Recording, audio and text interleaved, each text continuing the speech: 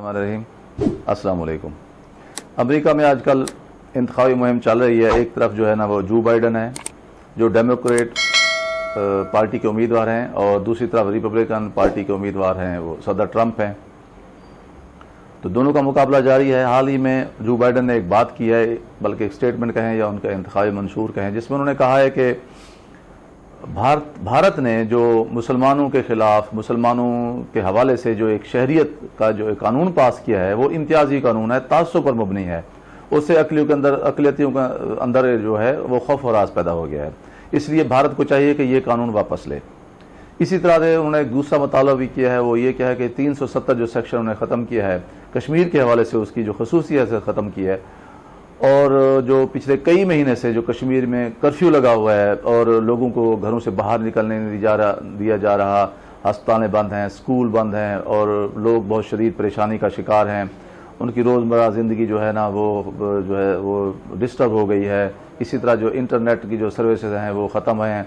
लोगों के पास कोई बाहर निकलने के ज़राए नहीं है, लोगों से कोई एक दूसरे मिलने की आज़ादी नहीं है। तो गोया एक कश्मीर को एक जेल सी बना दिया गया है जहां लोग कैद होकर रह गए हैं।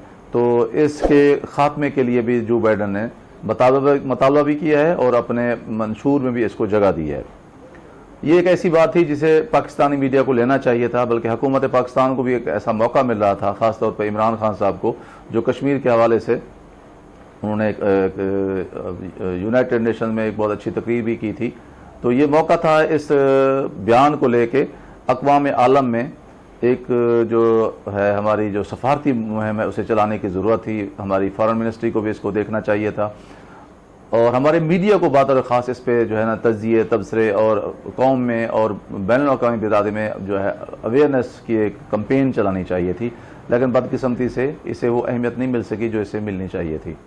बहरहाल ये अच्छा मौका है कि जब अमेरिका में जो बाइडन, जो कि अब डेमोक्रेटिक पार्टी के उम्मीदवार हैं और ट्रंप के मुकाबले में उनकी पॉपुलैरिटी काफ़ी ज़्यादा है। इस वक्त 36 पे जो है ना वो जो है वो ट्रंप हैं और 50 से अबव जो है 56 के करीब वो जो है ना वो जो बाइडन की पॉपुलैरिटी है, जो अभी तक जो सर्वे आए हैं।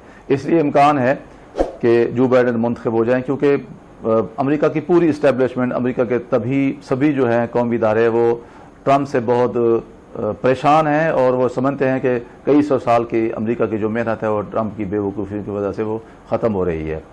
तो इसलिए सारी जो वो क़ुव्वतें हैं जो फ़ैसला साजी में जो एक डिसाइसिव रोल अदा कर सकती हैं अपनी जो मुल्क की तरक्की के हवाले से, मुल्क के फ़ैसलों के हवाले से, मुल्क के मुस्तकबिल के हवाले से, उन सब का वज़न जो है ना, यही तज्ज़िया नगार बता रहे हैं कि उनका वज़न जो बाइडन के पलड़े में है।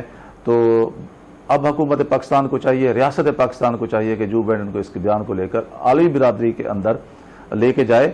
कश्मीर का मुकदमा जो है वो सिर्फ खाली खोली नारों से या इस्लामाबाद में थोड़ी देर एहतजाज करने से हल नहीं होगा। इसको आलमी बिरादरी को कायल करना होगा कि वाकई कश्मीरियों के साथ भी जुल्म ज़्यादती हो रही है और भारत में जो करोड़ों की तादाद में मुसलमान बसते हैं उनके साथ भी तासुबाना रवैया बरता जा रहा है और नफ़रत का शिकार हैं वो लोग। इस वजह से उनकी ज़िंदगी बहुत मुश्किलात का शिकार है। तो पाकिस्तान के लिए एक मौका है, अपॉर्चुनिटी है, इसको जो है ज़ाया नहीं करना चाहिए।